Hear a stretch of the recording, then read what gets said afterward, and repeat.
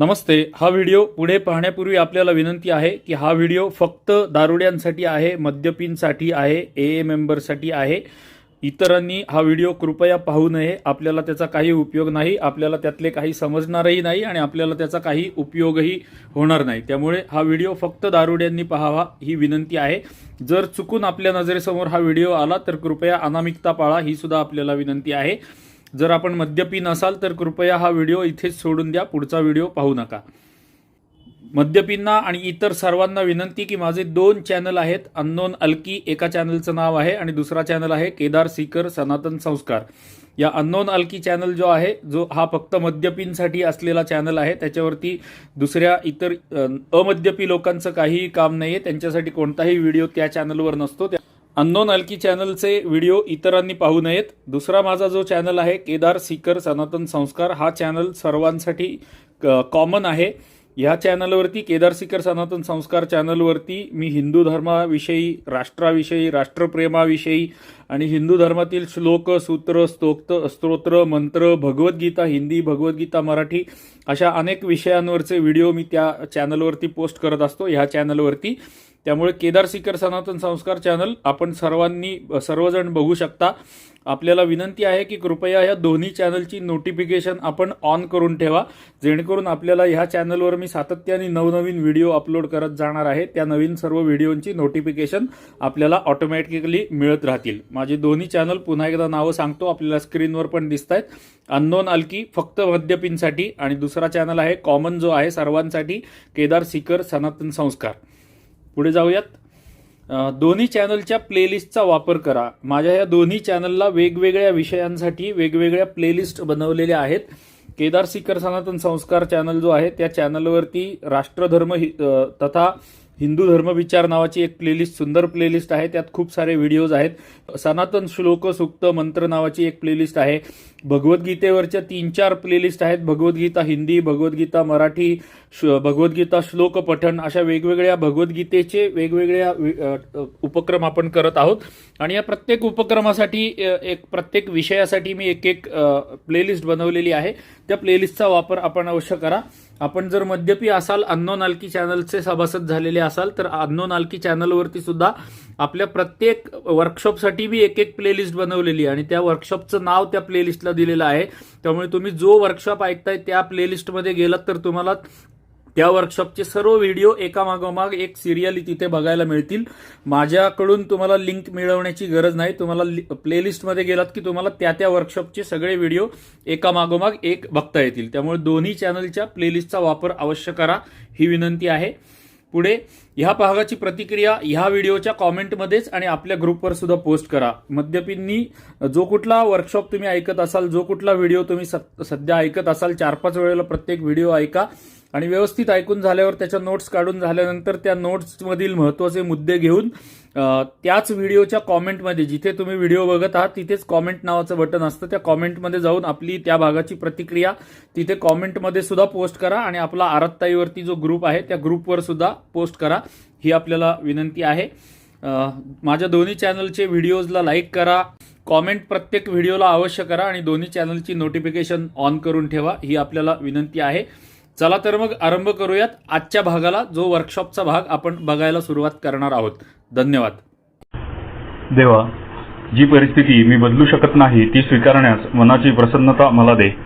जी परिस्थिती मी बदलू शकतो ती बदलण्याचे धैर्य मला लाभू दे आणि अशा परिस्थितीतला भेद जाणण्याचे ज्ञान मला दे. तुझी इच्छा पूर्ण हो, माझी नव्हे. परमेश्वराचे आभार मानूयात आणि सेट असाइड प्रेयर म्हणूयात. हे परमेश्वरा, आम्हाला एकत्र येऊन अशा पद्धतीने प्रार्थना करू दिल्याबद्दल तुझे आभार. आम्हाला बिग बुक ऑडिओ वर्कशॉप ऐकण्याची संधी दिल्याबद्दल तुझे आभार. बिग बुकमध्ये 12 पायऱ्या ज्यांनी लिहिल्या त्यांचेही आभार. आम्हाला आजचा दिवस मद्यमुक्त ठेवल्याबद्दल तुझे आभार. आम्हाला श्वास घेण्यासाठी हवा पुरवल्याबद्दल आभार. आमच्या पोटात अन्न, अंगावर कपडे आणि राहण्यासाठी आसरा दिल्याबद्दल तुझे आभार. 12 पायऱ्यांच्या आमच्या ह्या प्रवासात आम्ही नम्रपणे तुझे मार्गदर्शन, काळजी, दिशा आणि विवेक देण्यासाठी तुझी प्रार्थना करतो आहोत. हे परमेश्वरा, आमचे सर्व काही बाजूला ठेव. आम्हाला स्वतःबद्दल, बिग बुकबद्दल, मद्यपाशाबद्दल, मद्यमुक्ततेबद्दल, 12 पायऱ्यांबद्दल आणि तुझ्याबद्दल जे जे काही माहीत आहे, असे आम्हाला नुसते वाटते आहे ते सर्व बाजूला ठेवायला आम्हाला मदत कर. हे परमेश्वरा, आमच्यापैकी प्रत्येकाला आज खुले मन ठेवायला मदत कर, जेणेकरून आम्हाला एक नवा अनुभव प्राप्त होईल आणि सत्य सापडेल. परमेश्वरा, तुझी इच्छा पूर्ण होवो, माझी नव्हे. नमस्कार मित्रांनो, केदार माझं नाव. मी एक दारुडा आहे. BBIU big book I understood म्हणजेच मला बिबू मला समजलेले बिग बुक या ऑडिओ वर्कशॉपच्या 50व्या भागामध्ये आपले सहर्ष स्वागत आहे. प्रत्येक भागाच्या सुरुवातीला मी तो सांगतो, तो पॅराग्राफ आपण काढून टाकलेला आहे, कारण तुम्हाला आता सगळी माझी कार्यपद्धती व्यवस्थित माहिती आहे. त्यामुळे वेळ वाचवण्यासाठी तो पॅराग्राफ काढून टाकलाय. मागील 49व्या भागात आपण 12 आणि 12 पुस्तकातील सामाजिक प्रवृत्ती पाहिल्या होत्या. त्यातली सामाजिक प्रवृत्ती, नैसर्गिक प्रवृत्ती पाहिल्या होत्या. त्यातली सामाजिक प्रवृत्ती, त्यानंतर सुरक्षा प्रवृत्ती किंवा सिक्युरिटी इन्स्टिंक्ट, आणि तिसरी लैंगिक प्रवृत्ती किंवा संभोग प्रवृत्ती किंवा प्रणय प्रवृत्ती किंवा इंग्लिशमध्ये ज्याला सेक्स इन्स्टिंक्ट असं म्हटलं जातं, ती सगळी बघितली होती. त्यामध्ये आपण हे बघितलं होतं की माणसाला स्वेच्छा नावाचा गुण एक्स्ट्रा दिलेला आहे परमेश्वराने, आणि ती स्वेच्छा त्या नैसर्गिक प्रवृत्तींमध्ये मिक्स केल्यामुळे माणसाचं कसं वाटोळ होतं. प्लस आपण हे समजण्यासाठी काही प्राणी आणि माणूस यातली काही कंपॅरिझन्स बघितली होती, पडताळणी बघितली होती. नॉर्मल माणसं आणि आपल्यासारखी माणसं यातली काही आपण कंपॅरिझन बघितली होती. या सगळ्या नैसर्गिक प्रवृत्ती ज्या आहेत या परमेश्वरांनी प्रत्येक मानवाला दिलेल्या आहेत, प्रत्येक प्राणीमात्राला दिलेल्या आहेत. आमच्या बाबतीमध्ये, आमच्यासारख्या दारुड्यांच्या बाबतीमध्ये त्याच्यामध्ये स्वेच्छा मिसळली गेल्यामुळे त्या फक्त आमच्या बाबतीमध्ये खूप जास्त अतिरेकी होतात. म्हणजे याचा अर्थ असा नाहीये की इतर मानवांच्या बाबतीमध्ये, नॉर्मल माणसांच्या बाबतीमध्ये या प्रवृत्ती अतिरेकी होत नाहीत असा याचा अजिबात अर्थ नाहीये. त्यांच्याही बाबतीमध्ये होतात, पण त्यांच्या बाबतीमध्ये फार ठराविक प्रमाणामध्ये, फार ठराविक ठिकाणी, फार ठराविक वेळेला, म्हणजे ठराविक फ्रिक्वेन्सीने, आणि त्यांच्यामध्ये अतिरिक्त झालेल्या प्रवृत्ती लगेच नॉर्मल दिसून येतात किंवा ते लगेच जागे होतात. आमच्यामध्ये ती गोष्ट घडत नाही. आणि महत्वाचा फरक म्हणजे मी नेहमी माझ्या शेअरिंगमध्ये एक गोष्ट सांगतो की नॉर्मल माणसं आणि माझ्यामध्ये फरक काय आहे. तर समजा आता अशा टाईपची जेव्हा चर्चा चालू असते त्यावेळेला मला मीटिंगमध्ये लोक प्रश्न विचारतात की मग नॉर्मल माणसांना पण नैसर्गिक प्रवृत्ती आहेत व त्यांच्या अतिरेकी होत नाहीत का, फक्त आम्हीच दारुडे का झालो, किंवा आमच्याच अतिरेकी झाल्या तर काय बिघडलं, मग नॉर्मल माणसांच्या तर अतिरेकी प्रवृत्ती होतच असतील, त्यांना सुद्धा स्वेच्छा दिलेली आहे परमेश्वरांनी नॉर्मल माणसांना, मग ते पण मिसळत असतील स्वेच्छा ह्याच्यामध्ये, या नैसर्गिक प्रवृत्तींमध्ये. तर त्यांच्यामध्ये मी नेहमी उदाहरण देतो की माझं आणि माझ्या बायकोचं समजा खूप कडाक्याचं भांडण झालं, तर माझी बायको दारू प्यायला जाणार नाही, लगेच उठून दारू प्यायला जाणार नाही. आणि माझं त्याच्या उलट माझं आहे की माझं आणि माझ्या बायकोचं भांडण झालं तर मी उठून दारू प्यायला जाणार आहे. हा फरक माझ्यामध्ये आणि माझ्या बायकोमध्ये किंवा माझ्यामध्ये किंवा आपल्यामध्ये आणि नॉर्मल माणसांमध्ये असतो. आपण काही झालं, आनंद झाला, दुःख झालं, काही झालं तरी आपण पहिलं बाटलीकडे वळतो आणि नॉर्मल माणसं वळत नाहीत. हा एक मोठा फरक आपल्यामध्ये आणि सामान्य माणसांमध्ये आहे. आता आपण या 50व्या भागामध्ये बिग बुक मधील पान क्रमांक 53 पासून सुरुवात करणार आहोत. पुस्तकाला वाचन करायला 53 पानं वाचायला सुरू करण्यात पूर्वी तुमचं अभिनंदन, तुम्ही 50व्या भागापर्यंत पोहोचलेले आहात. परमेश्वराची कृपा आपल्यावरती आहे की आपल्याकडून एवढं सगळं काम होतं आहे. त्यामुळे परमेश्वराचे आभार आणि तुमच्या सगळ्यांचं अभिनंदन, कारण तुम्ही 50व्या भागापर्यंत पोहोचलेले आहात. आता बिलडब्ल्यू आपल्याला स्वेच्छा नावाची गोष्ट अजून एक्सप्लेन करून सांगणार आहेत पुस्तकामधून. सामाजिक प्रवृत्तींमधून निर्माण होणारी स्वेच्छा किंवा आपण त्याच्यामध्ये मिसळलेली आपली स्वेच्छा, यामुळे आपल्या जीवनामध्ये काय झालं हे आता बिलडब्ल्यू आपल्याला पुढच्या काही पॅराग्राफमध्ये खूप सुंदर पद्धतीने समजावून सांगणार आहेत. आणि हे व्यवस्थित समजावं म्हणून आपण तो 12 आणि 12 मधला नैसर्गिक प्रवृत्तीचा 4थ्या पायरीमधला उतारा आपण ऍडव्हान्समध्ये मागच्या भागामध्ये घेतला होता. 49व्या भागामध्ये पान क्रमांक 53 उघडा, शेवटचा पॅराग्राफ आपल्याला वाचायचा आहे. पहिली आवश्यकता ही की इथपासून जो पॅराग्राफ सुरू होतो तो पॅराग्राफ आपल्याला वाचायचा आहे. तो पॅराग्राफ जो आहे तो एका प्रश्नाचं उत्तर आहे आणि तो प्रश्न असा आहे, तिसरी पायरीची प्राथमिक गरज काय आहे. तिसऱ्या पायरीची प्राथमिक गरज काय आहे, बेसिक रिक्विजिट काय आहे तिसऱ्या पायरीसाठी, असा प्रश्न आहे. आणि त्याचं उत्तर, पहिली आवश्यकता ही की स्वेच्छेवर नियंत्रित होणारे जीवन हे यशस्वी होणे कठीण आहे, याची आम्हाला खात्रीपूर्वक जाणीव झाली पाहिजे. त्या पायावर आमचे हेतू कितीही चांगले असोत किंवा आमचा कशाशी तरी किंवा कोणाशी तरी संघर्ष निर्माण होणे अपरिहार्य असते. स्वतःच्या इच्छाबळावर बहुतेक लोक जीवन जगण्याचा प्रयत्न करीत असतात, पण प्रत्येक जण सारे नाटक एकट्याच्या जीवावर संपन्न करू पाहणाऱ्या नटासारखा असतो. तो आपल्या मर्जीनुसार सदैव प्रकाश योजना करण्यात, वृद्धांच्या हालचाली ठरवण्यात, प्रदेशाची खुलावट करण्यात आणि नटनट्यांच्या भूमिका दिग्दर्शित करण्यात मग्न असतो. त्याची ही भावना असते की आपली व्यवस्था कायम राहिली, लोकांनी आपल्या मनासारखे केले तर ही नाट्यकृती श्रेष्ठ ठरेल. मग स्वतःसहित सर्व लोक खुश होतील, सारे जीवनच रंगतदार होईल ही आकांक्षा ठेवून कृती करताना आमचा नटश्रेष्ठ काही वेळा गुणसंपन्न असेल, तो दयाळू, विचारी, सहनशील, उदार, तसाच विनयशील व स्वार्थत्यागीही असेल. पण त्याच्या उलट तो हीन वृत्तीचा, अहंकारी, स्वार्थी आणि अप्रामाणिकही असू शकेल. बहुसंख्य लोकांप्रमाणेच भिन्न भिन्न वृत्तीचा त्यांच्यामध्ये समावेश असणे साहजिक आहे.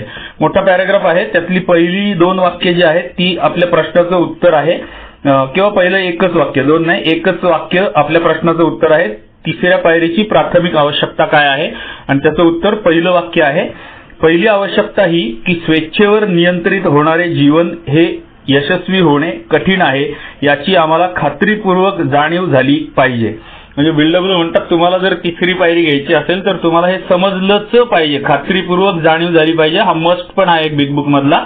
बिल्डब्ल्यू सांगतात हे तुम्हाला झालंच पाहिजे, समजलंच पाहिजे, तुम्हाला ही जाणीव झालीच पाहिजे की स्वेच्छेवरती नियंत्रित होणारे जीवन म्हणजे आमच्या सगळ्या नैसर्गिक प्रवृत्ती आपण मागच्या भागामध्ये बघितल्या, त्यांच्यामध्ये जर स्वेच्छा आपण स्वतःची इच्छा जर आपण मिक्स केली तर त्यानुसार चालणार, नियंत्रित होणार म्हणजे माझी स्वेच्छा नैसर्गिक प्रवृत्तींमध्ये ऍड केल्यावरती जे काय माझं जीवन चालणार आहे ते जीवन यशस्वी होणे कठीण आहे याची आम्हाला खात्रीपूर्वक जाणीव झालीच पाहिजे असं बिल्डब्ल्यू क्लिअर कट म्हणताय. तर तुमच्या पुस्तकामध्ये नसेल कदाचित, मी लावलेला आहे, पण हा मस्ट आहे बिग बुक मधला आणि प्रश्नाचं उत्तर पण आहे. बिल्डब्ल्यू म्हणतात स्वेच्छेचा वापर आमच्या जीवनामधला आम्ही बंद केला पाहिजे, कारण तिसरी पायरी म्हणते की आम्ही आमची इच्छा आणि जीवन परमेश्वराच्या हवाली करणार आहोत काळजी घेण्यासाठी आणि संरक्षण करण्यासाठी. म्हणजे त्याचा अर्थ दुसरा काय होतो तर आमची स्वतःची इच्छा जी आहे म्हणजेच आमची स्वेच्छा ही आम्ही बाजूला ठेवली पाहिजे. म्हणजे ती बाजूला ठेवली पाहिजे ह्याचा अर्थ दुसरा असाही होतो की नैसर्गिक प्रवृत्ती आम्हाला परमेश्वरांनी ज्या कारणासाठी दिल्या म्हणजे सामाजिक प्रवृत्ती, समाजामध्ये राहण्यासाठी, एकत्र राहण्यासाठी, कोड कौतुक करून घेण्यासाठी, एकमेकांना आधार देण्यासाठी, एकमेकांची सुखदुःख वाटण्यासाठी आम्हाला सामाजिक प्रवृत्ती दिली. सुरक्षा प्रवृत्ती स्वतःचा जीव वाचवण्यासाठी आणि आपलं भविष्य, आपल्या कुटुंबाचं भविष्य सिक्युअर करण्यासाठी सुरक्षा प्रवृत्ती दिली.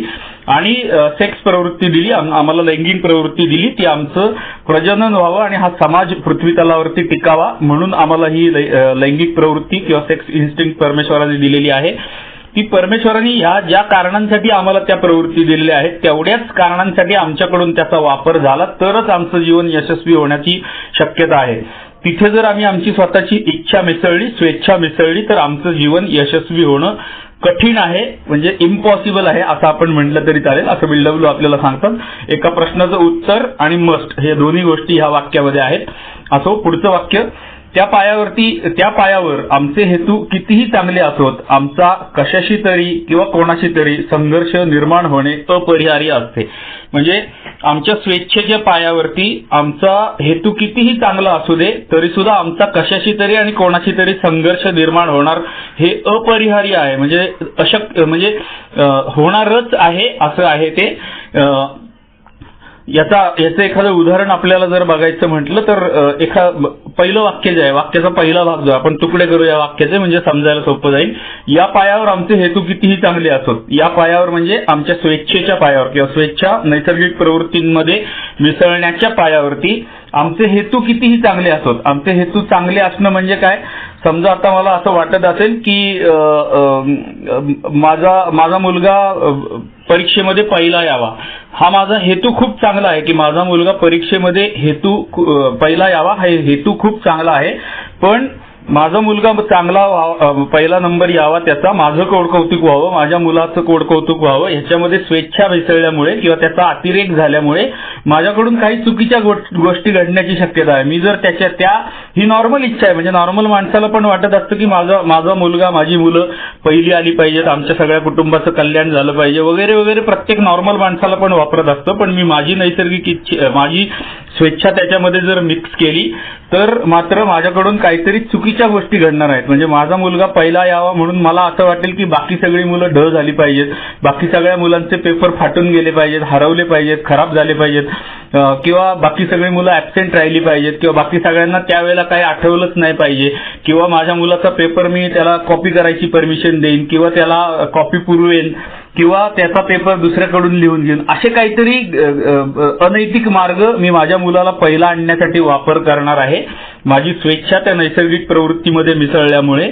आणि त्यामुळे काय होणार तर ते म्हणतात, मागे जो आपल्याला सांगितलं होतं की लोक दुखावले जातात आणि आम्ही त्यांची हानी करतो, लोक दुखावले जातात आणि लोक आमच्यावरती प्रतिहल्ला करतात.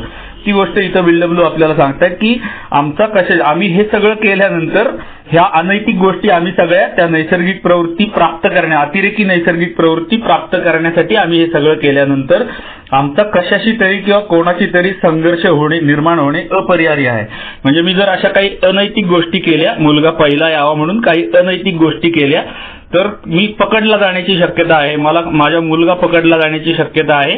आणि जर पकडला गेला तर आमचा कोणाशी तरी संघर्ष होणार आहे, आमच्यावरती ऍक्शन होणार आहे आणि कशाशी तरी किंवा कोणाशी तरी संघर्ष होणार आहे. हे अपरिहार्य आहे, म्हणजे हे होणारच आहे असं BW म्हणतात. म्हणून आपण आपली स्वेच्छा जरा बाजूला ठेवली पाहिजे. पुढचं वाक्य, स्वतःच्या इच्छाबळावर बहुतेक लोक जीवन जगण्याचा प्रयत्न करीत असतात. म्हणजे प्रत्येक जणाला असं वाटत असतं की माझ्या म्हणण्याप्रमाणेच व्हावं. म्हणजे आपण बाकीच्या लोकांचं, नॉर्मल लोकांचं इथे बाजूला ठेवूया, आपल्यापैकी प्रत्येकाला, एच्या प्रत्येक सदस्याला असं वाटत असतं की स्वतःच्या इच्छाबळावरती जीवन जगावं, म्हणजेच परमेश्वराची इच्छा, परमेश्वराच्या हाती इच्छा आणि जीवन सोपवून देण्याचा काही गरज नाहीये.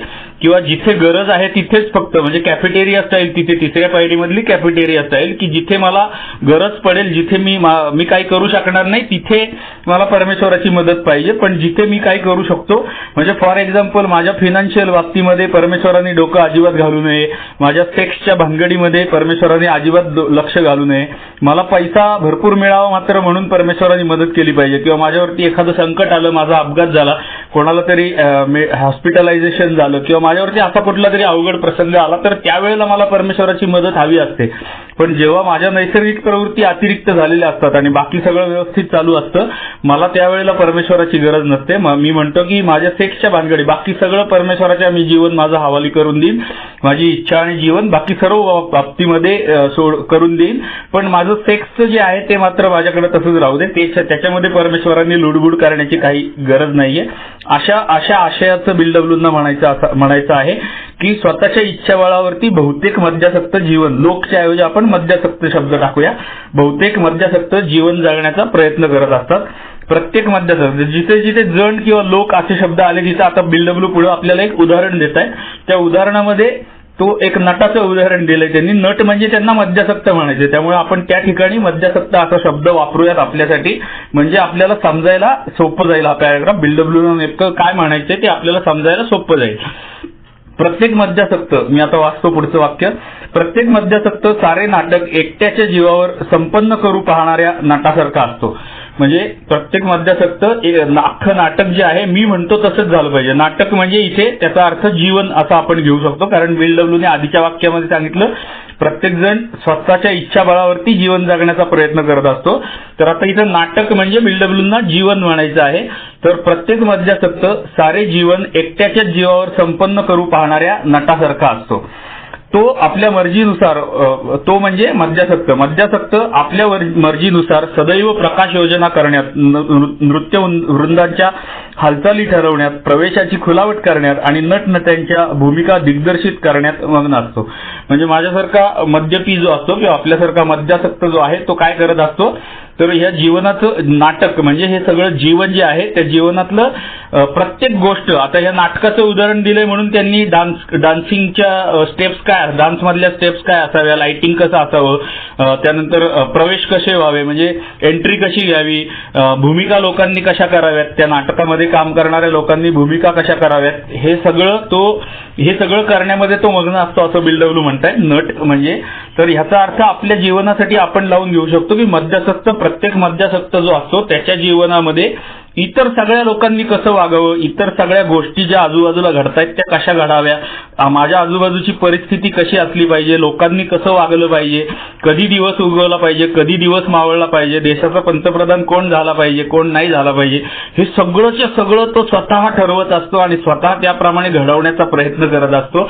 आणि ह्याच गोष्टीमध्ये तो सतत गुंग असतो आणि त्याला असं वाटत असतं की, म्हणजे आपल्याला असं वाटत असतं की मला जसं वाटतंय तसंच सगळं जग चाललं पाहिजे, त्याच पद्धतीने सगळं जग चाललं पाहिजे, सगळ्यांनी माझ्या म्हणण्याप्रमाणेच वागलं पाहिजे.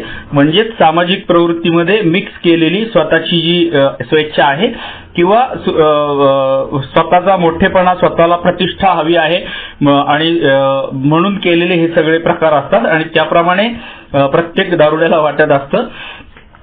पुढे तो म्हणतो, त्याची भावना ही असते की आपली व्यवस्था कायम राहिली आणि लोकांनी आपल्या मनासारखे केले तर ही नाट्यकृती श्रेष्ठ ठरेल. म्हणजे त्याच्या मनामध्ये काय असतं हे सगळं करण्यामध्ये की जर आपण आपल्या म्हणण्याप्रमाणे लोक वागले तर हे सगळं जीवन व्यवस्थित चालेल, हे सगळं जग व्यवस्थित चालेल. म्हणजे इव्हन दारुड्याच्या मनामध्ये भारत देशाबद्दल किंवा अमेरिकेबद्दल, क्रिकेटच्या मॅचबद्दल कुठलाही विषय घ्या, जगातला कुठलाही विषय घ्या, त्यामध्ये प्रत्येक दारुड्याला असं वाटत असतं की मी म्हणतो तसं झालं पाहिजे. इव्हन माझ्या कंपनीमध्ये सुद्धा मी साधा सामान्य कामगार होतो कंपनीतला, पण माझ्या कंपनीच्या मॅनेजिंग डायरेक्टरने सुद्धा कसे डिसिजन घेतले पाहिजेत असं मला वाटायचं. म्हणजे माझी लायकी नव्हती तिथपर्यंत पोहोचण्याची, मी साधा कामगार होतो कंपनीतला, पण मला वाटायचं की माझा मॅनेजिंग डायरेक्टर इथं चुकला, तिथे चुकला, त्यांनी असं करायला पाहिजे होतं, तसं करायला पाहिजे होतं. इतका शहाणा मी स्वतःला समजत होतो. त्याचं वर्णन बिल्डब्ल्यू इथे आपल्याला देत आहेत की त्याला असं वाटत असतं की इतर सगळ्या लोकांनी मला वाटतं तसं वागावं, माझ्या म्हणण्याप्रमाणे वागावं, तर हे जीवन व्यवस्थित चालेल. पुढचं वाक्य, मग स्वतःसहित सर्व लोक खुश होतील, सारे जीवनच रंगतदार होईल. म्हणजे त्याला असं वाटत असतं की माझ्या म्हणण्याप्रमाणे जर लोक वागले तर सगळं जीवन सुंदर होईल, मी पण खुश होईल आणि माझ्या म्हणण्याप्रमाणे वागणारे लोक पण खुश होतील. मला असं वाटायचं की मी पण खुश होईल आणि माझी कंपनी चांगली चालेल जर मी माझ्या म्हणण्याप्रमाणे कंपनीने काम केलं किंवा पॉलिसी डिसिजन्स घेतले तर माझी कंपनी खूप पुढे जाईल आणि मग कंपनी पण खुश आणि मी पण खुश, असं मला वाटायचं.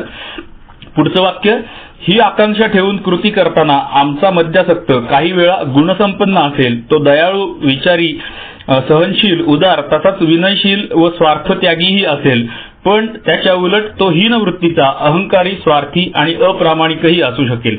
म्हणजे आम्ही जो आहोत मद्यासक्त जे आहेत ते आम्ही गुणसंपन्न असू शकतो, दयाळू असू शकतो, कधी कधी विचारी असू शकतो, सहनशील, उदार, तसंच विनयशील व स्वार्थत्यागीही कधी कधी आम्ही असू शकतो, पण त्याच्या उलट मीच मद्यासक्त हीन वृत्तीचा. आता आमचे स्वभावदोष सांगितलेत बिल्डब्ल्यूनी इथे सांगायला सुरुवात केली. म्हणजे मी सांगितलं ना आपण एक एक टप्पा पुढे चाललेलो आहोत. आता इथे पुढच्या पायऱ्यांची झलक आपल्याला देत आहेत, 4थ्या 5व्या पायरीची झलक किंवा 6व्या 7व्या पायरीची झलक इथे आपल्याला ह्या वाक्याच्या भागात बिल्डब्ल्यू देत आहेत. तो म्हणजे मी मद्यासक्त, हीनवृत्तीचा, अहंकारी, स्वार्थी आणि अप्रामाणिकही असू शकेल. हे 4 स्वभावदोष जे आहेत अत्यंत महत्वाचे स्वभावदोष आहेत. जवळपास प्रत्येक मद्यासक्तामध्ये कंपल्सरीली असणारे हे स्वभावदोष आहेत. कुठेतरी नोंद करून ठेवा, या स्वभावदोषांचा पुढे आपल्याला उपयोग होणार आहे. अर्थात बिल्डब्ल्यू आपल्याला पुढच्या पायऱ्यांमध्ये ह्याबद्दल अधिक विशेष सांगणार आहेत, त्याचा स्पेशल उल्लेख पण करणार आहेत, पण आता इथे नोंद करून ठेवू शकता की हे आमचे स्वभावदोष आहेत. प्रत्येक मद्यासक्तामध्ये जवळपास कंपल्सरीली असणारे. तो हीनवृत्तीचा म्हणजे मी हीनवृत्तीचा, प्रचंड अहंकारी असू शकतो, म्हणजे मला स्वतःचा बद्दल अहंकार, प्रचंड गर्व असू शकतो. मी अति प्रचंड स्वार्थी असू शकतो. स्वार्थ हा प्रत्येक माणसाकडे असतो आणि तो असला पाहिजे, पण आमचा स्वार्थ जो असतो, मद्यासक्तांचा जो स्वार्थ असतो तो अतिरेकी प्रवृत्तीचा असतो, म्हणजे मर्यादेच्या पलीकडे जाणारा आमचा स्वार्थ असतो. अप्रामाणिकही असू शकेल. अप्रामाणिक तर आपल्यातला प्रत्येक जण होताच आणि ह्याच्यामध्ये काय वेगळं सांगायची कुणाला काही गरज नाहीये. हे आपले स्वभाव दोषांची झलक बिल्डब्ल्यू आपल्याला इथे सांगतात. पुढे ते म्हणतात, बहुसंख्य लोकांप्रमाणे भिन्न भिन्न वृत्तीचा त्यांच्यामध्ये समावेश असणे साहजिक आहे. म्हणजे इतर लोकांप्रमाणेच वेगवेगळ्या वृत्ती सापडतील, पण मुख्यतः आमच्या मद्यासक्तांमध्ये हे सगळे 4 आत्ता जो स्वभावदोष सांगितले ते असण्याची असतात, असं बिल्डब्ल्यू आपल्याला सांगतायत. पुढचा पॅराग्राफ, आता गडबड कुठे होते, आपल्याला काय वाटत असतं हे आधीच्या पॅराग्राफमध्ये बिल्डब्ल्यूनी सांगितलं.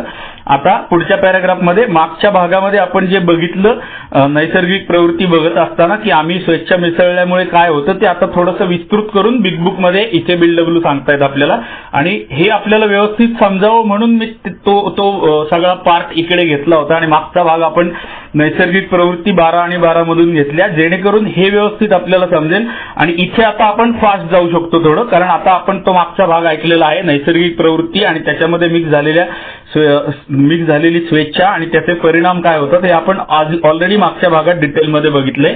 आता BuildW आपल्याला फक्त ते उदाहरणातून इथे बिग बुक मध्ये समजावून सांगतायत. पुढचा पॅराग्राफ, बहुशः प्रत्यक्षपणे काय घडते, त्याची कलाकृती फारशी उठावदार होत नाही. मग त्याला वाटू लागते की आपल्याशी लोक चांगले वागत नाहीत. जीवनही आपल्या गुणांचे चीज करीत नाही. तो अधिक परिश्रम घेऊ लागतो. दुसऱ्या वेळी वेळेनुसार तो आग्रही तरी होतो किंवा दिलदार तरी होतो, पण तरी सुद्धा त्याच्या कलाकृतीला उठाव येत नाही. तो काही प्रमाणात आपला दोष मान्य करतो, पण त्याची मनोमन भावना ही असते की इतर लोकांचाच यात दोष अधिक असतो. तो रागावतो, संतापतो, स्वतःचीही कीव करू लागतो. आता विचार करण्यासारखा प्रश्न आहे तो हा की आपल्या मूलभूत समस्येचा त्याला या बाबतीत विसर पडलेला असतो. ही गोष्ट खरी नाही का की तो दयाळूपणा दाखवित असतानाही तो स्वहितालाच प्राधान्य देत असतो. तो अशा संभ्रमी मनस्थितीचा बळी असतो की ज्या मनस्थितीत त्याला वाटत असते की आपण स्वतः कार्यक्षमता दाखवली की बस, सारे समाधान आणि सुख आपल्या पायाशी लोटांगण घेईल. त्याच्या सहकारी नटनटांनाही त्याच्या या प्रवृत्तीची ओळख पटल्याशिवाय कशी राहील. साहजिकच त्याच्या प्रत्येक कृतीबद्दलची त्यांची प्रतिक्रिया प्रतिकाराची राहील आणि त्या कलाकृतीतील सारा फायदा आपल्या पदरीत पाडून घेण्याचाच ते प्रयत्न करतील. त्या दृष्टीने त्यांच्या सर्वोच्च क्षणी सुद्धा तो सुसंवादाऐवजी विसंवादाचा आणि गोंधळाचाच जनक होणार नाही काय. म्हणजे आधीच्या पॅराग्राफमध्ये BuildWने आपल्याला सांगितलं आपण कशी स्वेच्छा मिक्स करतो किंवा आपल्याला कसं वाटत असतं, काय आपले विचार असतात, आणि आता इथे या पॅराग्राफमध्ये BuildW सांगतायत त्या विचारांमुळे आमच्या जीवनामध्ये कसं वाटोळं होतं हे BuildW इथे सांगतायत. बहुशः प्रत्यक्ष म्हणजे मला असं वाटत असतं की सगळ्या लोकांनी माझ्या म्हणण्याप्रमाणे वागावं, पण प्रत्यक्षात काय घडतं तर माझी कलाकृती, मध्यासक्ताची कलाकृती फारशी उठावदार होत नाही. माझं जीवन जे आहे, मध्यासक्ताचं जीवन जे आहे ते फारसं उठावदार होत नाही, म्हणजे यशस्वी होत नाही, म्हणजे सक्सेसफुल होत नाही किंवा ग्लोरीफुल होत नाही. मग त्याला असं वाटू लागतं, म्हणजे मग मध्यासक्ताला असं वाटू लागते की लोक आपल्याशी चांगले वागत नाहीत. म्हणजे जीवनात मी दारू पितोय, माझ्या जीवनामध्ये वाटोळं होतंय आणि तरी सुद्धा मला असं वाटायला लागतं की मी पितो आहे, याच्यामध्ये दोष माझा नाहीये, दोष इतर लोकांचा आहे. लोक चांगलं वागत नाहीयेत म्हणून हे सगळं माझ्या जीवनामध्ये वाटोळं घडतंय. माझे वडील खराब आहेत, माझी बायको खराब आहे, माझा आई खराब आहे, माझे कंपनीतले लोक खराब आहेत, माझा कंपनीतला मालक खराब आहे, माझे मित्र खराब आहेत. इतर लोकांना दोष द्यायला लागतो त्याला असं वाटायला लागतं की इतर लोक चांगले वागत नाहीयेत. जीवनही आपल्या गुणांचे चीज करत नाही. हे तर आपल्यातल्या प्रत्येकाला वाटलेलं असतं की मी काय आहे अजून जगाला समजलेलं नाहीये. आपल्यातले बरेच लोक घरच्यांना, कंपनीतल्या लोकांना, मालकाला, कुणाला तरी म्हटले असतील असे की मी काय आहे मला अजून तुम्ही ओळखलेलं नाहीये. हे वाक्य आपल्यापैकी बऱ्याच लोकांनी उच्चारलेलं असेल. तो आपला गुण किंवा ती आपली चूक इथे सांगतायत BuildW. जीवन आपल्या गुणांचे चीज करत नाही, म्हणजे माझ्यामध्ये काय कॅलिबर आहे हे लोकांना समजत नाहीये, त्यामुळे माझं लोक कौतुक करत नाहीत असं त्याला वाटत असतं आतून. मग ते कौतुक मिळवण्यासाठी किंवा ती प्रतिष्ठा मिळवण्यासाठी, ते मानपानात मिळवण्यासाठी, ती शाबासकीची थाप मिळवण्यासाठी तो मध्यासक्त अधिक परिश्रम घेऊ लागतो. दुसऱ्या वेळेनुसार तो आग्रही तरी होतो किंवा दिलदार तरी होतो. म्हणजे काही करून त्याला प्रतिष्ठा हवी असती, त्याच्यासाठी तो परिश्रम करायला लागतो आणि तो कधी कधी स्वतःला प्रतिष्ठा मिळवण्यासाठी आग्रही तरी होतो, म्हणजे डॉमिनेटिंग होतो किंवा कंट्रोलिंग होतो. मी जे माझे स्वभाव दोष तुम्हाला सांगितले होते, डॉमिनेटिंग आणि कंट्रोलिंग, तर तसं तो करायला लागतो की लोकांवरती दबाव आणण्याचा प्रयत्न करतो. स्वतःला प्रतिष्ठा मिळण्यासाठी तो लोकांवरती दबाव आणण्याचा प्रयत्न करतो, त्यांना कंपल्शन करण्याचा प्रयत्न करतो, म्हणजेच आग्रही होतो. किंवा दिलदार तरी होतो, म्हणजे दिलदार म्हणजे मला मोठं म्हणा म्हणून. तिथे हे आपलं उदाहरण नेहमीचं चपखल बसतं जे आपण मीटिंगमध्ये नेहमी ऐकतो की घरच्या मुलाची फी भरायला किंवा घरामध्ये भाजी आणायला माझ्याकडे पैसे नसायचे किंवा मी द्यायचो नाही, पण बारमधल्या वेटरला मात्र मी 50 रुपये किंवा 100 रुपये टिप द्यायचो.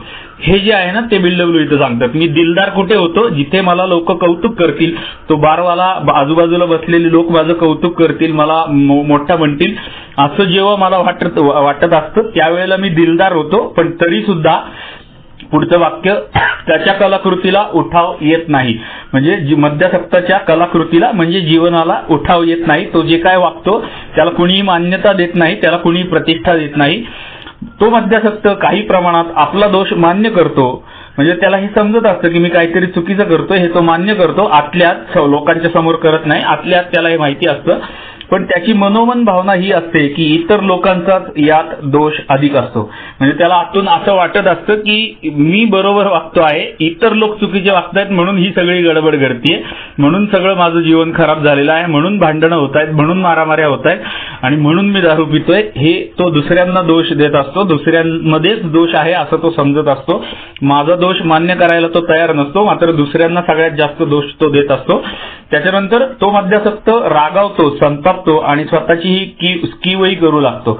म्हणजे तो मद्यासक्त हे सगळं त्याच्या म्हणण्याप्रमाणे हे सगळं जीवन चालत नाहीये आणि त्यामुळे तो काय होतो, निराश होतो, रागावतो, संतापतो किंवा स्वतःची कीव करू लागतो, म्हणजेच निराश होतो. आपल्या म्हणण्याप्रमाणे लोक वागत नाहीत म्हणजे काय, असं त्याला भयंकर आतून तिळपापड त्याचा व्हायला लागतो. आतून त्याला खूप वाईट वाटायला लागतं. तो लोकांना कर्ज करायला लागतो, शिव्या द्यायला लागतो, आतल्या आत जळायला लागतो, आतल्या आत स्वतःची कीव करायला लागतो, निराश होतो.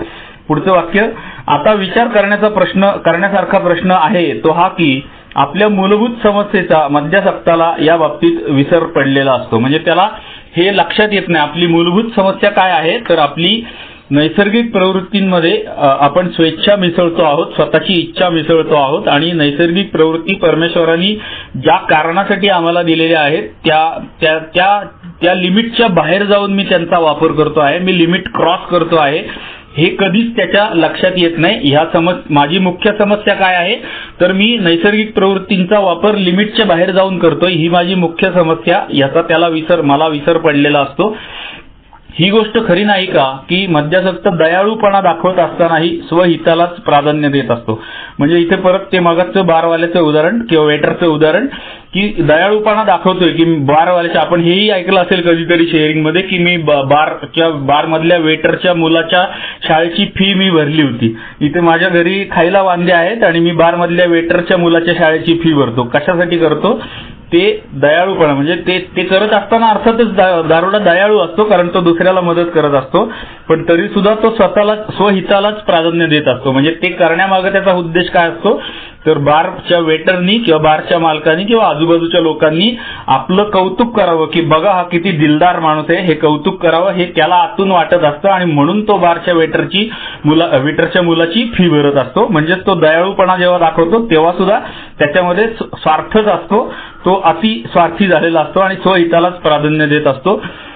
मद्यासक्त अशा संभ्रमी मनस्थितीचा बळी असतो की ज्या मनस्थितीत मद्यासक्ताला वाटत असते की आपण स्वतः कार्यक्षमता दाखवली की बस, तो कन्फ्यूज झालेला असतो. त्याला असं वाटत असतं की आपण जरा अजून थोडे प्रयत्न केले तर हे जीवन यशस्वी होईल, मी जरा अजून थोडे प्रयत्न केले तर लोक माझं ऐकायला लागतील आणि मग माझं जीवन व्यवस्थित होईल, असं त्याला वाटत असतं आणि त्यामुळे त्याप्रमाणे तो वागत असतो. आणि असं जर झालं तर काय होईल, सारे समाधान आणि सुख आपल्या मद्यासक्ताच्या पायाशी लोटांगण घेईल, त्याच्या सहकारी नटनटन असं त्याला वाटत असतं. म्हणजे माझ्या म्हणण्याप्रमाणे परत एकदा तोच मुद्दा, शब्द वेगळे फक्त, की त्याला असं वाटतं की इतर लोक सगळे माझ्या म्हणण्याप्रमाणे वागले तर सारं सुख आणि जे काय समाधान आहे ते सगळं माझ्या पायाशी लोटांगण घेईल.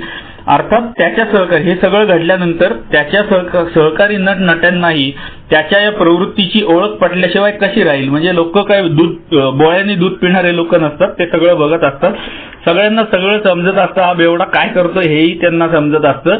त्यामुळे आपण काय वागतोय हे लोकांना माहिती असतं, त्याच्याशिवाय राहणार नाही. कारण आपण प्यायलेले असतो, लोक प्यायलेले नसतात, ते शुद्धीमध्ये असतात आणि व्यवस्थित विचार करत असतात. त्यामुळे आपण काय करतोय आणि कशासाठी करतोय हे लोकांना सहज समजतं.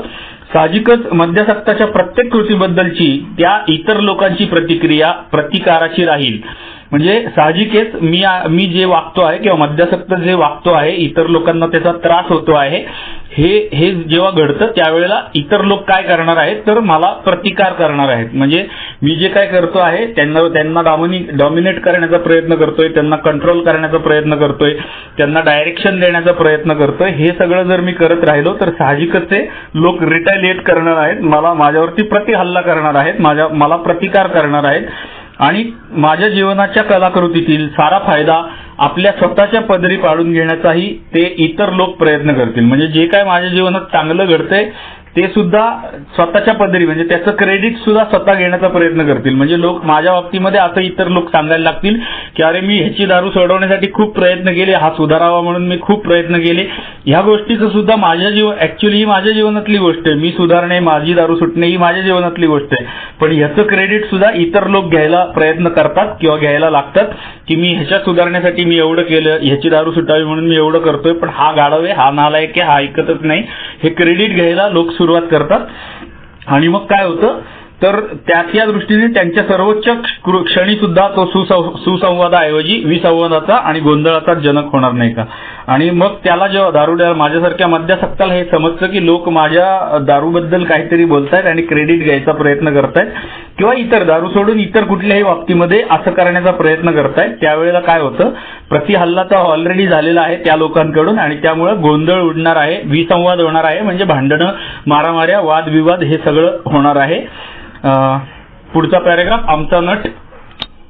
मित्रांनो, लॉकडाऊन चालू आहे, मी माझ्या बेडरूम मध्ये हे रेकॉर्डिंग करतोय, पण तरी सुद्धा घर भरलेलं आहे, सगळे लोक घरात आहेत, घरात पाहुणे आलेले आहेत, त्यामुळे माझ्या आवाजामध्ये जो नेहमी ग्रेस असतो तो कदाचित तुम्हाला जाणवत नसेल, माफ करा मला. पण मला तेवढा सांभाळावं लागतंय, लॉकडाऊन असल्यामुळे हे करावं लागतंय. मला थोडा ग्रेस किंवा पेस कमी ठेवायला लागतोय, आवाज थोडा मर्यादित ठेवायला लागतोय, तर थोडंसं समजावून घ्या. पुढचा पॅरेग्राफ, आमचा नट हा अर्थातच आत्मकेंद्रित, ज्याला अलीकडील काळात लोक अहम केंद्रित म्हणतात, तसा असतो. त्याची तुलना करायची झाली तर ऐन हिवाळ्यात फ्लोरिडाच्या सूर्यप्रकाशात लोळत पडलेल्या असताना देशाच्या हीन अवस्थेबद्दल तक्रार करणाऱ्या निवृत्त उद्योजकांची करता येईल, किंवा 20व्या शतकाच्या पापांबद्दलही निश्वास टाकणाऱ्या धर्मगुरूंची किंवा बाकीच्या जगाने योग्य वर्तन केले तर जगाचे नंदनवन होईल असा दृढ विश्वास ठेवणाऱ्या राजकारणी पुरुषांची व सुधारकांशी, किंवा समाजाने आपल्यावर अन्याय केलेला आहे अशी भावना ठेवणाऱ्या समाज बहिष्कृत दरोडेखोरांशी आणि सर्वस्व गमावून बसलेल्या व पराधीन अशा मद्यासक्ताशी करता येईल. आमच्या तक्रारी काहीही असोत, आमच्यापैकी बहुसंख्य लोक स्वतःचे जीवन, स्वतःचे रागलोभ किंवा आपली आत्मकरुणा यातच गर्क झालेले असलेले दिसत नाहीत काय. बिल्डब्लू प्रश्न विचारतात. मित्रांनो, जिथे जिथे बिग बुक मध्ये किंवा इतर पुस्तकांमध्ये, अल्कोहोलिक्स अनोनिमसच्या इतर पुस्तकांमध्येही जिथे जिथे प्रश्न चिन्ह दिलेलं दिसतं ना, तिथे प्रत्येक ठिकाणी आपण थांबून विचार केला पाहिजे. हे बिल्डब्लूंना अपेक्षित आहे की प्रश्नचिन्ह दिले म्हणजे हा प्रश्न मी स्वतःला विचारला पाहिजे आणि इथे थांबून पॉज घेऊन मी थोडा वेळ विचार केला पाहिजे. हा प्रश्नचिन्ह इथं बिल्डब्लूने दिलंय, ह्याला काहीतरी स्पेशल अर्थ आहे. इथे थांबून मी बिल्डब्लू जे काय आपल्याला उदाहरण देत आहेत ते माझ्या जीवनाला लागू आहे का असा प्रश्न मी स्वतःला विचारला पाहिजे. त्यामुळे बिग बुक मध्ये किंवा इतर सगळ्या आपल्या पुस्तकांमध्ये जिथे जिथे प्रश्नचिन्ह दिलेले आहेत ते प्रश्नचिन्ह असलेले हे मला आवडतात. पॅराग्राफ किंवा ते प्रश्न मला खूप आवडतात, कारण ते आपल्याला विचार करायला भाग पाडतात किंवा विचारांना चालना देतात आपल्याला. मागे आपण असा एक उपक्रम मी करण्याचा प्रयत्न केला होता, पण वेळेच्या अभावी तो पूर्ण होऊ शकला नाही. आम्ही एक उपक्रम चालू केला होता की आपल्या प्रत्येक पुस्तकामधील जेवढे ज्या पानांवरती जिथे जिथे प्रश्नचिन्ह दिलेलं आहे ते सगळे त्या प्रकरणाचं नाव, पान क्रमांक आणि पॅराग्राफ किंवा वाक्य याचं डिटेल्स घेऊन त्या सगळ्या प्रश्नांचं संकलन करायचं. म्हणजे जेणेकरून ते डॉक्युमेंट एकदा तयार झालं की त्याच्यावरती आपण उपक्रम घेऊ. प्रत्येकाने हे प्रश्न जर स्वतःला विचारले तर बराच आपला फायदा होऊ शकेल, असा उद्देश होता त्या उपक्रमामागचा. पण दुर्दैवाने तो उपक्रम पूर्ण होऊ शकला नाही. परमेश्वराची इच्छा असेल तर परत कधीतरी भविष्यामध्ये होईल तो पूर्ण. असो, हा पॅराग्राफ, पहिलं वाक्य, आमचा नट हा अर्थातच आत्मकेंद्रित आणि ज्याला अलीकडील काळात लोक अहम केंद्रित म्हणतात तसा असतो. म्हणजे तो आत्मकेंद्रित असतो, स्वार्थी असतो, प्रचंड आत्मकेंद्रित किंवा अहम केंद्रित म्हणजे प्रचंड प्रचंड प्रचंड स्वार्थी असतो तो त्याला असं वाटत असतं की माझ्यासमोर किंवा या जगामध्ये जो काय फायदा आहे, जे काय चांगलं आहे ते सगळं मलाच मिळालं पाहिजे. दुसरे लोक मेले तरी चालतील, जळले तरी चालतील, त्यांना ते गेले तेल लावत, माझाच फक्त फायदा झाला पाहिजे. इतका अति प्रचंड प्रमाणात तो आत्मकेंद्रित किंवा स्वार्थी किंवा अहम केंद्रित असतो. आपण मद्यासक्ताची तुलना करायची झाली तर तो ही काही उदाहरणं दिलीत बिलडब्ल्यूनी ह्या वाक्यांमध्ये की हिवाळ्यात सूर्यप्रकाशात म्हणजे बीचवरती सूर्यप्रकाशात लोळत पडलेला माणूस देशाच्या हीन अवस्थेबद्दल बोलत असतो. म्हणजे मागाशी मी जे तुम्हाला सांगितलं की भारताच्या नरेंद्र मोदींनी काय करावं, जो बायडेननी अमेरिकेच्या काय करावं, सचिन तेंडुलकरनी क्रिकेट कसा खेळावा ह्याबाबत तो विचार करत असतो. असा दारूड असतो हे लोकांना, हे वाचकाला समजावून सांगायचंय. त्यासाठी बिलडब्ल्यूनी ही उदाहरणं दिली की मस्तपैकी बीचवरती ऊन खात पडलेला आहे आणि देश कसा चालला पाहिजे ह्याचा विचार करणारे काही उद्योजक असतात, त्यांच्याशी तुलना करता येईल. किंवा असे काही धर्मगुरू असतात की जगातले लोक पापी आहेत, या जगात लोक खूप पाप करत आहेत म्हणून हे सगळं वाईट होतं आहे असं म्हणणारे धर्मगुरूंची त्याची प्रक्रिया करता येईल. किंवा लोक जर त्यांना, या धर्मगुरूंना असं वाटत असतं की लोक जर चांगले वागले, लोकांनी जर पाप केली नाही तर हे जग स्वर्ग होऊन जाईल, म्हणजे पृथ्वीवरती स्वर्ग निर्माण होईल असं त्यांना वाटत असतं. म्हणजे सगळ्यात थोडक्यात काय, विचारांच्या भराऱ्या मारणारे हे सगळे लोक असतात. त्यांची उदाहरणं बिलडब्ल्यू देत आहेत. आपण कशा विचारांच्या भराऱ्या मारल्या हे समजावून देण्यासाठी पुढे ते ह्याचं राजकारण्यांचं उदाहरण देतात की नंदनवन होईल, बाकी सगळ्या जगाने योग्य वर्तन केले तर जगाचं नंदनवन होईल असं राजकारण्यांचं उदाहरण. त्यानंतर राजकारणी किंवा समाज सुधारक असतील किंवा पुढे काय त्यांनी म्हणलंय, असा दृढ विश्वास ठेवणाऱ्या राजकारणी पुरुषांशी किंवा सुधारकांशी किंवा समाजाने आपल्यावर अन्याय केला आहे अशी भावना ठेवणाऱ्या समाजाची बहिष्कृत दरोडेखोरांशी करता येईल. म्हणजे राजकारणी लोक जे असतात त्यांना असं वाटत असतं की आपल्यावर समाजाने अन्याय केलेला आहे आणि त्यामुळे असं होतं आहे. किंवा दरोडेखोरांना असं वाटत असतं की आपल्यावरती समाजाने बहिष्कार टाकलेला आहे म्हणून आपण दरोडेखोर झालेले आहोत. आपण हे जर केलं, म्हणजे थोडक्यात बिलडब्ल्यूंना काय सांगायचंय तर या पॅरेग्राफ मधून त्यांना हे सांगायचंय की दारुड्याचे विचार कसे असतात, आपले विचार कसे चुकीचे असतात, आपण कसे चुकीचे विचार करत असतो हे आपल्याला सांगायचं आहे. सर्वस्व गमावून बसलेल्या व पराधीन अशा मद्यासक्ताशी करता येईल. म्हणजे थोडक्यात ही सगळी उदाहरणं सध्या तुम्ही बाजूला ठेवली तरी चालेल. एवढं फक्त आत्ताच्या ही सगळी बिलडब्ल्यूनी 1939 साली लिहिलेली उदाहरणं आहेत.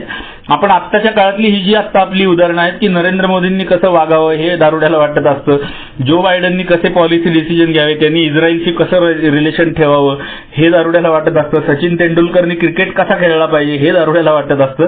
आणि हे सगळे लोक त्याच्या मनाप्रमाणे वागत नाहीत, त्यामुळे तो स्वतःवरती चिडायला लागतो, आत्मग्लानीमध्ये जातो आणि त्याला राग यायला लागतो, संताप यायला लागतो. नरेंद्र मोदींचा, जो बायडनचा, सचिन तेंडुलकरचा सुद्धा त्याला राग यायला लागतो. किंवा आताच्या कालावधीमध्ये आपण हे उदाहरण घेऊ शकतो की अमिताभ बच्चननी ऍक्टिंग कशी करावी हे सुद्धा त्या दारुड्याला समजत असतं आणि तो अमिताभ बच्चननी सुद्धा माझ्या म्हणण्याप्रमाणे ऍक्टिंग करायला पाहिजे किंवा त्यांनी असं नाही असं करायला पाहिजे होतं हे दारुड्याला वाटत असतं आणि त्यामुळं आपला प्रॉब्लेम होतो. हे बिलडब्ल्यू आपल्याला सांगण्याचा प्रयत्न करतात. आमच्यापैकी बहुसंख्य लोक म्हणजेच मद्यासक्त, बहुसंख्य मद्यासक्त स्वतःचे जीवन, स्वतःचे रागलोभ किंवा आपली आत्मकरुणा यातच गर्क झालेले दिसत नाहीत का? म्हणजे आपण स्वतःच्याच भोवती स्वतःचं जीवन, स्वतःचे रागलोभ आणि आपली आत्मकरुणा म्हणजे ह्या सगळ्यातून निर्माण झालेली आत्मकरुणा यातच गर्क झालेले, म्हणजे यातच मग्न झालेले दिसत नाहीत काय? इथे पान क्रमांक 54 संपतं. पान क्रमांक 55 पुढचं वाक्य जे आहे ते एका प्रश्नाचं उत्तर आहे. प्रश्न असा आहे की माझ्या समस्येचे मूळ कशात आहे, माझी मुख्य समस्या काय आहे किंवा माझ्या समस्येचे मूळ कशात आहे असा प्रश्न आहे. आणि त्याचं उत्तर पहिलं वाक्य, स्वार्थ, स्वयंकेंद्रितता हेच आमच्या दृष्टीने आमच्या संकटांचे मूळ होय. म्हणजे मद्यासक्ताची सगळ्यात मोठी समस्या कुठली किंवा आमच्या संकटांचं सगळं रूट कुठे आहे, मूळ म्हणजे रूट कुठे आहे तर त्या सगळ्याचं मूळ जे आहे ते आमच्या स्वार्थामध्ये अति प्रमाणात झालेल्या असलेल्या स्वार्थामुळे किंवा स्वयंकेंद्रिततेमुळे आमच्या जीवनामध्ये हे सगळं घडतंय. आमच्या समस्यांचं मूळ, आम्हाला ज्या काय अडचणी येतात जीवनामध्ये त्या सगळ्यांचं मूळ किंवा त्यांचा पाया कुठे आहे किंवा त्यांचं ओरिजिनेशन कुठे आहे तर ते स्वार्थामध्ये आणि स्वयंकेंद्रिततेमध्ये आहे.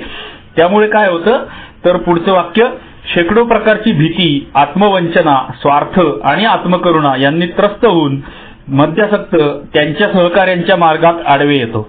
म्हणजे हे सगळं होत असल्यामुळं स्वार्थ आणि स्वयंकेंद्रितता यांचा अतिरेक झाल्यामुळं शेकडो प्रकारची भीती आम्हाला निर्माण होती. आम्ही आत्मवंचनेमध्ये जातो, स्वतःला कोसायला सुरुवात करतो, स्वतःला शिव्या द्यायला सुरुवात करतो. स्वार्थ आणि आत्मकरुणा म्हणजे अतिस्वार्थ आणि आत्मकरुणा यांनी त्रस्त होऊन म्हणजे ग्रस्त होऊन आम्ही आमच्या सहकाऱ्यांच्या मार्गात आडवे येतो. म्हणजे आमच्या सहकाऱ्यांच्या म्हणजे आमच्या अवतीभोवती जे कोणी लोक आहेत त्यांच्या मार्गामध्ये आडवे येतो. आम्ही त्यांना आमच्या मनाप्रमाणे वागवण्याचा प्रयत्न करायला लागतो आणि ते प्रतिकार करतात. पुन्हा पुन्हा BW आपल्याला तेच सांगतायत, फक्त शब्द वेगळे वापरतायत, वाक्य वेगळी वापरतायत, उदाहरणं वेगळी वापरतायत. BW मुद्दा एकच सांगायचा आहे की आमचे विचार कसे चुकीचे आहेत आणि आमच्या चुकीच्या विचारांमुळे आमचं नुकसान कसं झालं. किंवा BW हे सांगायचं आहे की परमेश्वरांनी चांगल्या कारणासाठी दिलेल्या नैसर्गिक प्रवृत्तींमध्ये आम्ही स्वेच्छा मिसळून स्वतःची इच्छा मिसळल्यामुळे आमच्या जीवनामध्ये कसं वाटोळ झालं हे BW समजावून सांगायचं आहे. त्याच्यासाठी ते वेगवेगळी ही उदाहरणं देत आहेत आणि त्याच्यासाठीच आपण ते व्यवस्थित समजण्यासाठी ते 12 आणि 12 मधला आधीचा भाग इथे घेतला होता. असो पुढे ते म्हणतात ते प्रतिकार करतात. काही वेळा सकृत दर्शनी कारणाविना ते आपल्याला दुखवतात, पण आपल्याला न चुकता आढळून येत असते की केव्हा तरी पूर्वी आपण स्वार्थाने काही निर्णय घेतलेले असतात. म्हणजे काही वेळेला आपल्याला असं दिसतं की काही कारण नसताना समोरचे लोक मला त्रास देत आहेत. दारुड्याला सुद्धा असं दिसतं.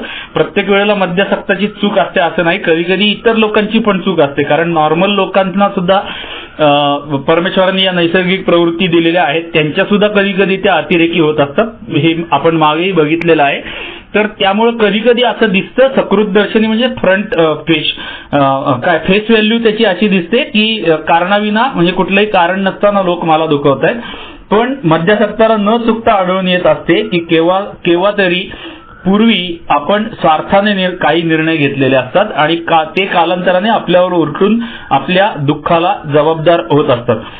म्हणजे मद्यासक्ताला न चुकता हे आढळून येतं की तो माणूस आता जरी मला विनाकारण त्रास देत असला तरी त्याच्या मागे माझीच कुठली तरी अशी भूतकाळातली कृती आहे. मी त्याला भूतकाळामध्ये कुठेतरी काहीतरी मी त्याच्यावरती अन्याय केलेला आहे, त्याच्यावरती अत्याचार केलेला आहे, त्याला त्रास दिलेला आहे आणि त्याचा प्रतिहल्ला किंवा प्रतिकार घेण्यासाठी किंवा प्रतिकार करण्यासाठी किंवा प्रतिशोध म्हणजे बदला घेण्यासाठी तो माणूस असं करतो आहे. म्हणजे त्या माणसाची चूक नसते, मीच कुठेतरी मागे काहीतरी शेण खाल्लेलं असतं आणि तेच आता शेण माझ्या अंगावर उचलून तो माणूस फेकत असतो. आणि म्हणून प्रत्येकाला लक्षात येतं मद्यासक्ताला किंवा यायला पाहिजे. BW आपल्याला असं समजावून सांगतात की आपल्या हे लक्षात यायला पाहिजे की आता जरी आपल्याला असं वाटत असलं की लोक विनाकारण मला त्रास देत आहेत तरी त्या सगळ्यांच्या मागे मीच आहे, मीच काहीतरी गाढवपणा केलेला आहे, स्वार्थाने काही निर्णय घेतलेले आहेत आणि स्वार्थीपणाने मी त्या लोकांशी काहीतरी चुकीचा वागलेलो आहे आणि त्यामुळे कालांतराने ते लोक माझ्यावरती उलटून माझ्या दुःखाला जबाबदार होत आहेत. म्हणजे मीच या सगळ्यांचा जनक आहे, मीच माझ्या स्वार्थामुळेच हे माझ्या आयुष्यामध्ये सगळं वाटोळं घडतं आहे असं BW आपल्याला सांगण्याचा प्रयत्न करतायत. पुढे एक अल्कीस्पीक मधला कोट आहे. अल्कीस्पीक नावाचं आपलं एक पुस्तक आहे. त्याच्यामध्ये जगभरात जसं ग्रेपवाईन कोट असतात तसे अल्कीस्पीक कोट पण असतात. म्हणजे जगभरात जे लोक स्टोरीज लिखित स्वरूपात स्टोरीज लिहितात त्यातली काही महत्वाची वाक्य घेतली जातात आणि ती अल्कीस्पीक कोट किंवा ग्रेपवाईन कोट म्हणून कोट केली जातात. त्यातला हा एक अल्कीस्पीक कोट आहे. अल्की म्हणजे अल्कोहोलिक, अल्कोहोलिकचा शॉर्ट फॉर्म असतो अल्की. तर तो अल्कीस्पीक पुस्तकातला हा कोट आहे. स्वार्थीपणा, आपमतलबी आणि स्वयंकेंद्रितता हे सर्व एकसारखेच भासतात, पण मी शिकलो आहे की त्यांच्यामध्ये फरक आहे. आता तो अल्कीस्पीक आपल्याला स्वार्थीपणा आणि आत्मकेंद्रितता यातला फरक समजावून सांगतोय. तो म्हणतो की स्वार्थीपणा, आपमतलबीपणा आणि स्वयंकेंद्रितता हे सर्व एकसारखेच भासतात. म्हणजे दिसायला असं दिसतं की हे सगळे शब्द एकसारखेच आहेत, पण स्वार्थीपणा पुढे तो त्यातला फरक सांगतो. स्वार्थीपणा म्हणजे जे काही आहे ते सर्व माझ्याकरताच आहे, याला स्वार्थ. अर्थात हे बिग बुक मधलं नाहीये, हे एचा मेंबर आपल्या स्वतःचं ज्ञान सांगतोय किंवा स्वतःचा एक्सपिरियन्स सांगतो आहे. हे बिग बुक मधलं नाही, हे अल्कीस्पीक मधलं मी तुम्हाला सांगतोय. तो स्वार्थीपणा, आपमतलबीपणा आणि स्वयंकेंद्रितता यातला फरक आपल्याला ए मेंबर, ओल्ड टायमर कोणीतरी आहे तो समजावून सांगतोय. विश्वास ठेवायचा असेल तर ठेवा, नाहीतर सोडून दिलं तरी चालेल. स्वार्थीपणा म्हणजे जे काही जगामध्ये आहे ते सर्व माझ्याकरताच आहे. म्हणजे जगामध्ये ज्या काही चांगल्या गोष्टी आहेत त्या सगळ्या माझ्यासाठीच आहेत, याला तो मेंबर स्वार्थीपणा म्हणतो. आपमतलबीपणा म्हणजे सर्व काही माझ्याबद्दलच आहे. म्हणजे जगामध्ये जे काही चाललेलं आहे किंवा हे सगळं जग चाललंय ते फक्त माझ्यासाठीच चाललंय, माझ्याबद्दलच चाललेलं आहे, माझ्यासाठीच हे सगळं चाललेलं आहे. असं वाटणं म्हणजे आपमतलबीपणा आहे. आणि स्वयंकेंद्रितता म्हणजे याच्यात माझ्यासाठी काय आहे. स्वयंकेंद्रितता म्हणजे जगामध्ये अवतीभोवती जे काही जग चाललेलं आहे किंवा ज्या घटना घडता आहेत त्या सगळ्यामध्ये माझ्यासाठी काय आहे म्हणजे स्वतःसाठी काय आहे हे सतत शोधत राहणं म्हणजे स्वयंकेंद्रितता असं तो सांगतोय. पुन्हा एकदा मी वाचून दाखवतो, तुम्ही जर लिहून घेत असाल, आपल्यापैकी शक्यता आहे की काही लोक लिहून घेत असतील. तर स्वार्थीपणा म्हणजे जे काही आहे ते माझ्याकरताच आहे. आपमतलबीपणा म्हणजे सर्व काही माझ्याबद्दलच आहे किंवा माझ्यासाठीच आहे. आणि स्वयंकेंद्रितता म्हणजे ह्याच्यात जे काही घडतंय त्याच्यात माझ्यासाठी काय आहे म्हणजे स्वयंकेंद्रितता असं तो आपल्याला सांगतोय. अर्थात पुन्हा एकदा सांगतो, हे बिग बुक मधलं नाही, हे अल्किस्पिक कोट आहे आणि कुठल्या तरी AA मेंबरचं स्वतःचं शेअरिंग आहे. त्यामुळे घ्यायचं तर घ्या, नाहीतर सोडून दिलं तरी हरकत नाही. फक्त याच्यावरती कुठेही वादविवाद करू नका. मला आवडलेले कोट, मी अशा कोटचा खूप उपयोग करून घेतो. मला त्या गोष्टींचा प्रचंड फायदा होतो. म्हणून मी मध्ये आधी असे अल्किस्पिक कोट किंवा ग्रेपवाईन कोट बऱ्याचदा माझ्या शेअरिंगमध्ये किंवा डिस्कशन मीटिंगमध्ये किंवा लिटरेचर मीटिंगमध्ये किंवा आपल्या वेगवेगळ्या वर्कशॉपमध्ये, इव्हन आपले प्रत्यक्ष वर्कशॉप जे होतात त्या प्रत्यक्ष वर्कशॉपमध्ये मी प्रत्येक पायरीसाठी असलेला BLWने लिहिलेला ग्रेपवाईन कुठला आहे ते पण मी सांगत असतो. आणि ह्या उपक्रमामध्ये सुद्धा इथून पुढे प्रत्येक पायरीवरती BLWचा ग्रेपवाईन कोट काय आहे तो पण मी घालण्याचा प्रयत्न करेन, जेणेकरून आपल्याला आपण बिग बुक समजावून घेताना BLWने असं म्हटलंय ना, इथे बिग बुक मध्ये लिहिलेलं नाही, पण बिग बुक BLWने 1938 साली 39 साली लिहिलं. 1965 दरम्यान जेव्हा बिलच्या नजरेतून नावाचं पुस्तक लिहिलं BLWनी, तेव्हा त्या बिलच्या नजरेतूनच्या प्रस्तावनेमध्ये पुस्तकामध्ये BLW असं लिहितात की हे पुस्तक जर तुम्ही वाचलं तर तुम्हाला इतर पुस्तकं, अल्कोहोलिक्स अनोनिमसची इतर पुस्तकं समजावून घ्यायला त्याचा खूप मदत होईल, असं BLW बिलच्या नजरेतून मध्ये लिहितात. तुम्ही वाटल्यास तर बिलच्या नजरेतून पुस्तक तुमच्याकडे असेल किंवा कुठे बघायला मिळालं तर त्याची प्रस्तावना उघडून बघा. त्याच्यामध्ये क्लिअर कट असं लिहितात BLW की ह्या पुस्तकातील उतारे जर तुम्ही समजावून घेतले तर तुम्हाला त्याचा इतर पुस्तके समजण्यासाठी जास्त चांगला उपयोग होईल. म्हणूनच मी बिग बुक जास्त चांगल्या पद्धतीने समजावून घेण्यासाठी मी बिलच्या नजरेतून किंवा 12 आणि 12 किंवा ग्रेपवाईन कोट किंवा अल्किस्पिक कोट असे काही मध्ये घालत असतो, बिग बुक मध्ये नसले तरी सुद्धा, कारण BLWचं असं म्हणणं होतं. आणि खरंच माझा तरी अनुभव असा आहे की आपण एखादं पुस्तक समजावून घ्यायला लागलो तर त्याच्या अवतीभोवती जे काय आहे, त्याची प्रस्तावना काय आहे, त्याचा विषय काय आहे, त्याच्या लेखकाची स्टाईल काय आहे, हे सगळं जर आधी समजावून घेतलं, त्याची बॅकग्राऊंड काय आहे हे सगळं जर आपण समजावून घेतलं तर नेमकं त्या पुस्तकामध्ये काय लिहिलं हे आपल्याला समजायला जास्त चांगलं आणि सोपं जातं. असो मित्रांनो, आता 47 मिनिटं झालेली आहेत, या ऑडिओचा वेळ संपलेला आहे. आता आपण ह्या भागामध्ये इथे थांबतो आहोत. पुढच्या 51व्या भागामध्ये आपण पान क्रमांक किती होता हा? पान क्रमांक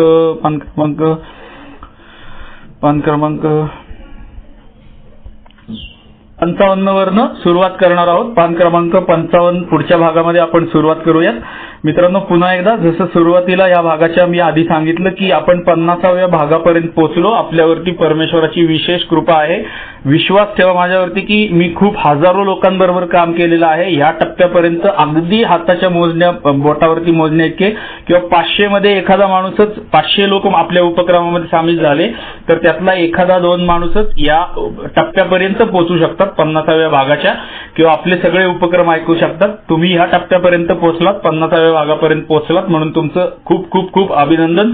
परमेश्वराचे खूप खूप खूप आभार, कारण त्यांनी आपल्याकडून हा उपक्रम करून घेतला आणि तो आपल्यापर्यंत पोहोचतोय, म्हणून परमेश्वराचे खूप खूप खूप आभार. लवकरच आपण 51व्या भागात भेटू आणि पान क्रमांक 55 वाचायला सुरुवात करूयात. आपली नेहमीची विनंती की याच्या सगळ्याची व्हॅल्यू जपायला मला मदत करा. कुठलेही आपल्या वर्कशॉपच्या संदर्भातील ऑडिओ, तुमचं हायलाईट केलेलं पुस्तक, नोट्स हे कुठल्याही प्रकारे कोणत्याही माध्यमातून कोणालाही परस्पर देऊ नका, फॉरवर्ड करू नका, व्हॉट्सअपवर फिरवू नका. याची व्हॅल्यू जपायला मला मदत करा. तुमच्यामुळे, तुमच्या सगळ्यांमुळे या मार्गावरती मी आहे, त्यामुळे तुमच्या सगळ्यांचे आभार. लवकरच आपण 51व्या भागात भेटूया. धन्यवाद धन्यवाद धन्यवाद. आभार आभार आभार. थँक्यू.